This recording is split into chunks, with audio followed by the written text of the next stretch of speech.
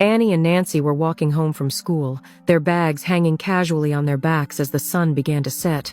The streets were alive, with people hurrying home and others setting up their small businesses for the evening. But then Annie stopped in her tracks. Across the street, a young beggar sat slumped against a wall, his clothes ragged, his face exhausted and hungry.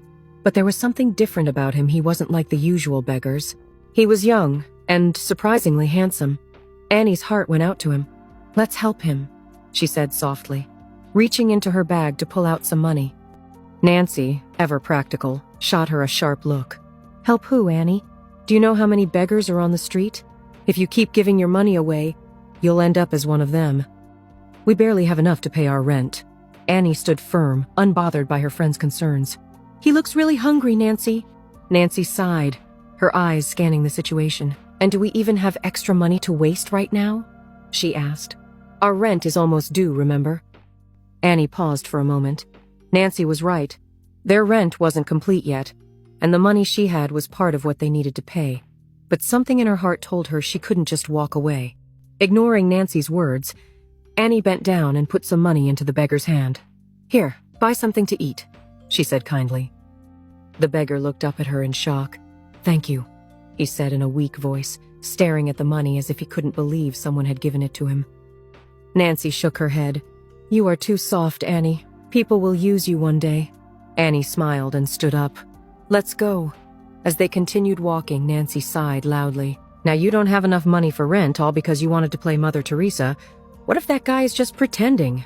Annie took a deep breath. "If he's pretending, that's between him and God. But if he's truly hungry, at least I helped someone today." Nancy rolled her eyes. "You're too nice. That's why people will keep taking advantage of you." Annie didn't say anything. She knew Nancy was different from her. Nancy always pretended to be rich and told people that her parents lived abroad, but the truth was her parents were in the village, just like Annie's parents. Annie and Nancy reached their small apartment, both feeling tired from the long day. As soon as they got inside, Nancy threw her bag on the floor and turned to Annie with a serious face. "Annie, give me your part of the rent," she said, folding her arms. Annie looked down, feeling a little nervous. "I don't have it right now," she said softly.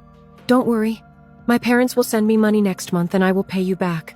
Nancy's eyes widened in anger. "Are you joking, Annie? I can't continue like this. Every time I'm the one helping you, saving you. And look at how foolish you are. You gave your money to a total stranger, a beggar. What if he was lying? What if he just sits there every day waiting for kind-hearted people like you to throw money at him while he does nothing?" Annie took a deep breath. "It's okay, Nancy. You don't have to talk about people like that. You don't know what he has been through." Nancy shook her head. "I don't care, Annie. I really don't. That beggar should go and work and stop being lazy.